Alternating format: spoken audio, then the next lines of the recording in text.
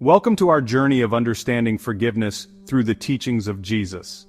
We often hear about the importance of forgiveness, but what does it truly mean to forgive, and how can we follow Jesus' model of unconditional grace?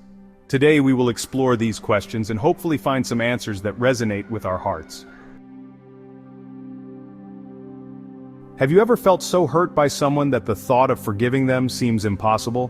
Maybe it was a friend who betrayed your trust, a family member who let you down, or even a stranger who wronged you. That wound, it's real. And if we're honest, it lingers longer than we'd like to admit. Holding on to that pain feels justified, but at what cost? Today, let's talk about forgiveness, not as an obligation, but as freedom. Let's see how Jesus forgave, and how we can follow his example. Forgiving someone isn't easy.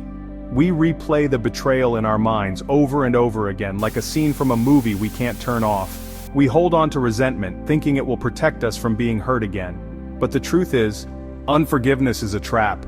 It's like drinking poison and expecting the other person to suffer.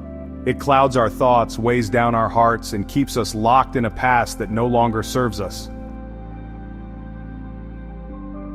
But then, there's Jesus, betrayed by a friend, abandoned by those closest to him, beaten, mocked, and nailed to a cross, and yet, his final words, "Father, forgive them, for they do not know what they are doing."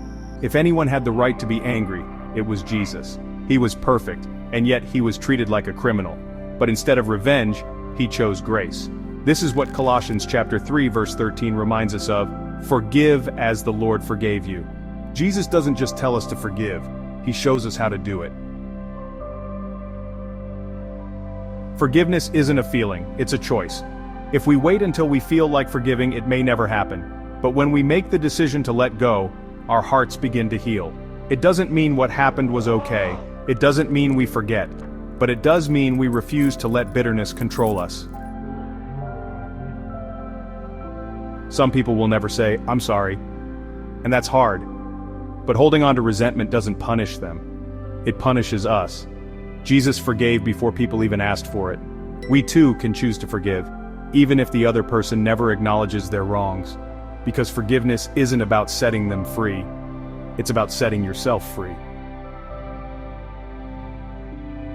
Jesus didn't just forgive, he prayed for those who crucified him. It sounds impossible, right? But here's the secret.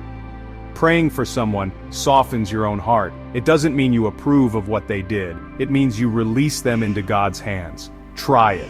Even if it's just, "God, I don't want to pray for them, but I give this pain to you." Watch how peace replaces pain over time. When we forgive, we break free. Free from resentment. Free from the burden of carrying what was never ours to hold. And most importantly, we reflect the grace of Jesus to the world. So, who do you need to forgive today? It won't be easy.